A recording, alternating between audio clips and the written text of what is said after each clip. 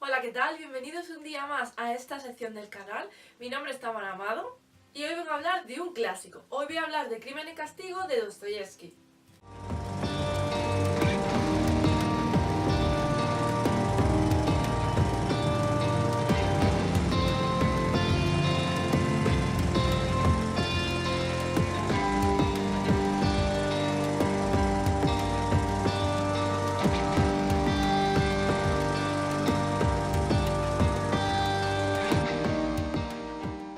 Hoy vamos a hacer uno de esos vídeos que yo comencé haciendo al empezar el canal, que luego posteriormente, si no he hecho más, no es porque no haya leído suficientes clásicos, sino porque a mí en estos vídeos me gusta analizar pues no solamente el libro, sino la corriente literaria en la que se inscribe el autor, la vida del autor, por lo menos pinceladas en relación a la obra que estemos analizando.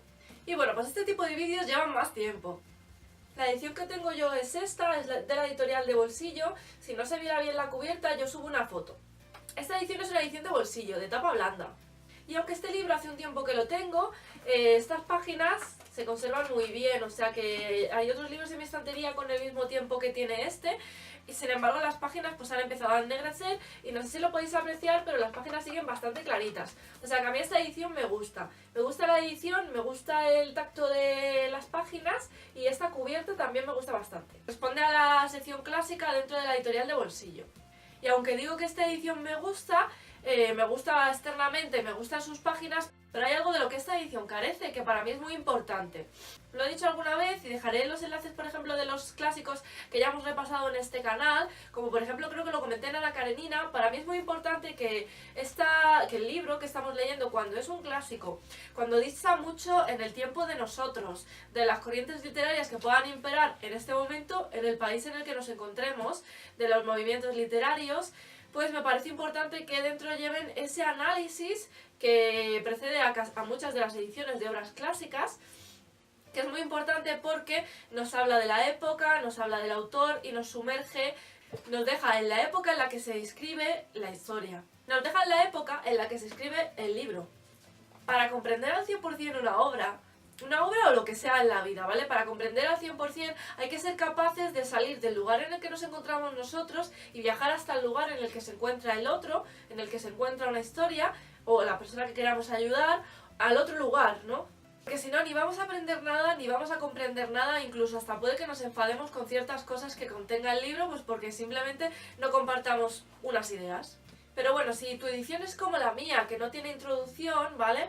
O por lo que sea no tienes tiempo, no te apetece leerla y quieres acceder a Crimen y Castigo, pues voy a hacer yo una pequeña introducción. Vamos a hablar primero del autor, luego vamos a hablar de lo que es la obra y después ya vamos a pasar a lo que sería una reseña propiamente dicha. Fyodor Dostoyevsky es un autor que nace en 1821, en plena Rusia zarista. Sus obras, por lo tanto, están impregnadas de la sociedad rusa del siglo XIX. Este es un autor que va a ahondar muchísimo en la psicología humana.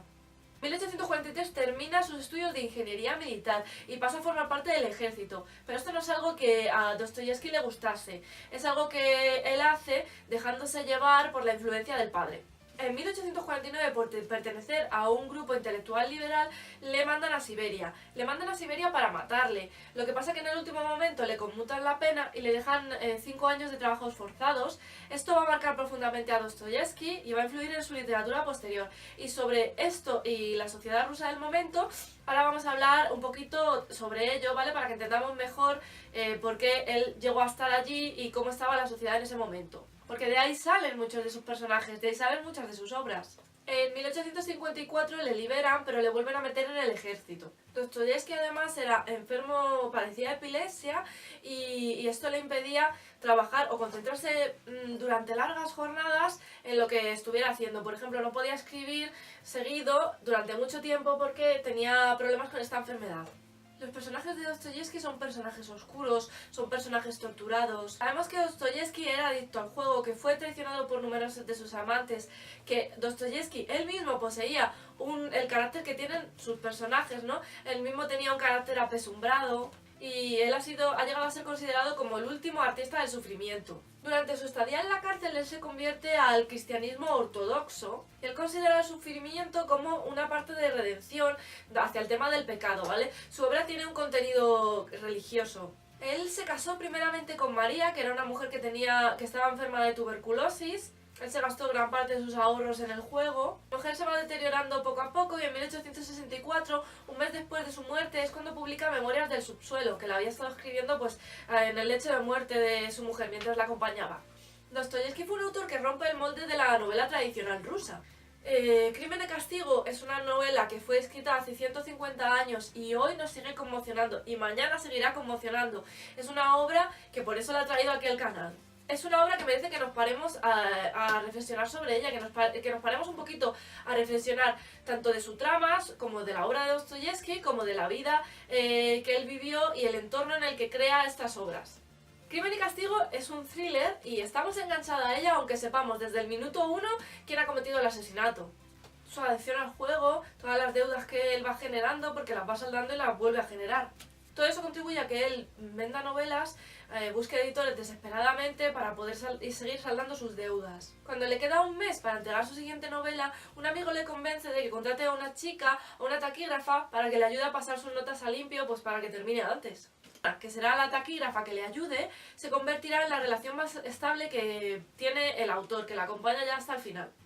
Porque ella no tiene el carácter que habían tenido sus anteriores amantes, que eran muy impulsivas, que eran mujeres un poco salvajes, ¿no? Ana es completamente diferente y se convierte en una pieza indispensable para que el autor siga trabajando y siga publicando. Ella asume los aspectos económicos y también se encarga del tema de publicar sus obras. Al final de la vida de Dostoyevsky, Rusia está ya al borde de la revolución, el imperio zarista ya se está desmoronando. En las 800 páginas de su obra Los hermanos Karamazov se analiza este tema. En 1881, Dostoyevsky muere en San Petersburgo, en su casa, en la que había sido también su ciudad natal, de una hemorragia pulmonar, de un enfisema y además vinculado con un ataque epiléptico. Estamos hablando de uno de los autores más influyentes de la literatura rusa y también de la literatura universal. Uno de los autores que ha escrito en las páginas maestras de la literatura universal. Cuando Dostoyevsky muere en 1861, él era el centro de la cultura rusa en ese momento. Dostoyevsky en su literatura honda en qué somos, no en qué deberíamos ser, sino en qué somos. Él es considerado el autor del antihéroe, el creador del antihéroe. Y así lo vemos en su obra. Y es que en el lugar donde se posiciona el antihéroe no somos más nobles, pero sí somos mucho más interesantes. Bueno, ahora vamos a repasar un poquito cómo era la sociedad rusa del momento, porque su obra tiene parte de realismo social, de un realismo muy fuerte, entonces nos está hablando de la sociedad rusa del momento. La Rusia del siglo XIX era un imperio inmenso. El modelo político era el absolutismo zarista. No había institución alguna que limitase el poder que tenía el zar de ninguna manera. Existía una policía política instaurada mediante un complejo sistema de administración que perseguía a cualquier persona o a cualquier grupo considerado subversivo. En 1821 es la cumbre de ese tema. En 1821, momento en el que nace Fyodor Dostoyevsky, la represión se endurece porque el zar tiene miedo de que lleguen ideas liberales nuevas a Rusia porque en ese momento está pasando todo lo de Napoleón. Al zar Alejandro I le sucede Nicolás I y ese zar es mucho más estricto todavía, si cabe, que de lo que fue Alejandro.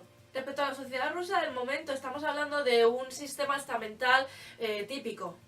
Siervos, pobreza y ortodoxia. Vale, en el momento en el que Fyodor Dostoyevsky vive, ¿vale? En ese momento está la ortodoxia cristiana en Rusia, que hay ortodoxia en Rusia en este momento también, pero imaginaos en el momento, en 1821, en el momento que nace él y en la sociedad en la que vive él, la ortodoxia cristiana es muy fuerte. Él en un primer momento no está tan vinculado con esto, pero tras su estadía en la cárcel, como hemos comentado, se sumerge muchísimo en el cristianismo. Bien, esto es de lo que hablaba yo al principio. Si a lo mejor tú no compartes, no eres ortodoxo cristiano, ¿vale? Tienes otras ideas o otra espiritualidad, o no crees en ninguno de esos temas, pues a lo mejor te molesta el contenido que tiene religioso las obras de Dostoyevsky. Pero por eso decía que para poder apreciar ciertas cosas, para poder aprender ciertas cosas en el mundo, en la vida, ¿vale? Hay que saber dejar nuestros intereses de lado, porque a ti no vaya contigo una parte de la obra o un sentido, el tratamiento de un sentido que está dentro de la obra, no puedas disfrutar de la obra de Dostoyevsky. Es a lo que me quería referir, ¿vale?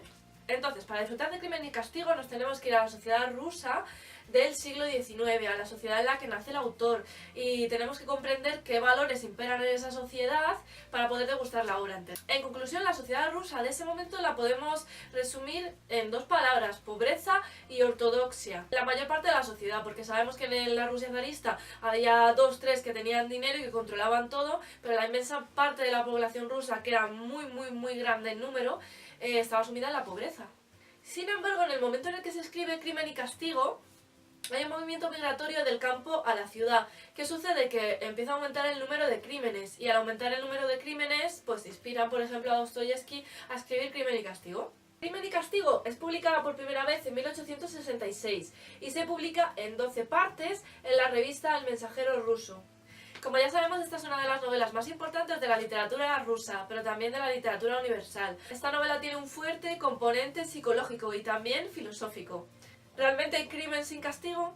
A lo largo de las páginas que componen Crimen y Castigo, vamos a irnos empapando de diversos temas, como pueda ser el existencialismo, el cristianismo también, desde el punto de vista que hemos estado hablando, y el realismo. Tiene un fuerte componente realista. ¿De qué va Crimen y Castigo? ¿De qué trata esta obra que yo te recomiendo muchísimo, que es una obra maravillosa, que yo la cogí? Recuerdo que la leí en unas vacaciones que tuve que estaba yo en Málaga, y es que la leí en 2 días. O sea, me llevé varios libros para leer en vacaciones y no podía parar de leer Crimen y Castigo. Si no la has leído, no puedes esperar más, hacerte con tu ejemplar de Crimen y Castigo y leerla. De todas formas, si no, por lo que sea, no puedes acceder a un ejemplar, no tienes una biblioteca cerca o cualquiera sea de tus circunstancias, te voy a dejar aquí abajo el audiolibro porque he visto que lo tenían por YouTube. Crimen y Castigo es la justificación mental de un crimen que comete el estudiante Raskolnikov a una vieja usurera que es un ser pues, bastante despreciable, y él intenta justificar su asesinato. Él lo comete, ¿vale? No os estoy desvelando nada. Esto en la parte de atrás de Crimen y Castigo ya nos dicen que se ha cometido ese asesinato. Como decía, este es un thriller que te deja sin aliento, que tienes que seguir leyendo hasta el final, y sabes desde el minuto 1, o sea, aquí porque te lo pone por detrás, pero si no lees nada, desde el minuto 1 sabes que Raskolnikov ha cometido un asesinato. Sabes quién es el culpable. En ese momento en el que se escribe Crimen y Castigo, en el que está ambientada la obra, en Rusia, como ya he comentado, había mucha pobreza y la ropa se consumía de cuarta mano. El personaje más noble que tiene esta obra, que es el personaje de la prostituta que se llama Sonia, ese personaje, su madre, trabaja como costurera, pues eso, para vender ropa de cuarta mano y demás. Y no les llega para sostener a la familia, el padre de esta chica es alcohólico, entonces a ella la echan de casa y la obligan a ejercer la prostitución. Y será un personaje muy importante en esta obra. Es que pase lo que pase, esa chica no pierde su nobleza y no pierde la autenticidad que tiene ese personaje. Que nos vamos a encontrar a lo largo de estas páginas que el peor castigo es la mente humana. Raskolnikov es un estudiante que está acorralado por las deudas. Él ha tenido que dejar su carrera de Derecho y su hermana se encuentra en una situación muy complicada, la han despedido, se va a casar con un ser que es bastante despreciable, que a Raskolnikov no le gusta, y su madre y su hermana viven solas. Raskolnikov vive ahogado en deudas con su casera. Él trata de justificar mentalmente el hecho de que si una persona es súper despreciable, pues se pueda acabar con su vida. No quiero dar detalles muy importantes sobre la trama, ¿vale? Pero él, después de cometer ese asesinato, cae en un estado febril, cae enfermo, sufre una tortura psicológica. En esta obra hay muchísimas charlas filosóficas, hay muchísima filosofía también. Sonia es una persona que va a estar vinculada, que va a estar cerca de él todo el tiempo. Él incluso hay un momento en la trama que le llega a pedir que huya con él, que están maldecidos los dos, que acaben juntos. Y él encuentra en Sonia una persona, pues vamos a decir, capaz de perdonarle todo, ¿no? Se apoya en ella. He decidido hablaros, aunque no quiero desvelar mucho de la trama, bien, la trama es toda la tortura psicológica que sufre este personaje, toda la culpabilidad que tiene, todo lo que le pasa por la cabeza y su relación pues con esta chica, con Sonia, con su entorno, con sus amigos, con el tema de la hermana, ¿no? Porque existió toda una corriente filosófica, toda una corriente de pensamiento, ¿vale? Acerca de que el alma del hombre únicamente podía ser salvada a través del arma de una mujer, ¿no? Y yo creo que en ese sentido purificador es en el sentido en el que se pone a Sonia en esta obra, ¿vale? Pero bueno, ¿dónde se ha quedado eso en el mundo de hoy, verdad? Una corriente de pensamiento y de filosofía que funciona así. Ese pensamiento realmente ya en el mundo actual, o sea, hace ya bastante tiempo que se acabó con él. Pero de verdad que existió y ya digo que llegó a constituir una corriente de pensamiento, o sea que fijaos.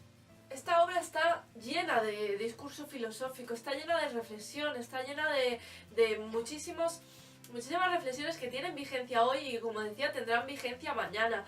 Y es un thriller, vamos, como cualquiera de los que se puedan escribir hoy. De verdad que esta es una obra magnífica. Si yo me tuviera que quedar con algún personaje de esta obra, yo quizá me quedaría con el personaje de la hermana, porque me parece que es un personaje que, aunque no es un personaje protagonista, ni mucho menos, me parece que es un personaje que a pesar de todo, pues llega a romper su compromiso, y es un personaje que tiene una determinación y toda quizá una trascendencia detrás. Y hasta aquí el vídeo del día de hoy. Recordaros que voy a seguir subiendo mis memorias de Stephen King, que estoy haciendo un homenaje al autor, que subí mi primera memoria lectora del Resplandor hace pocos días y voy a seguir con ello. Y en ese vídeo, en el del Resplandor, os explico qué homenaje estoy llevando a cabo. Y bueno, yo espero volveros a ver en esta sección del canal. ¡Chao!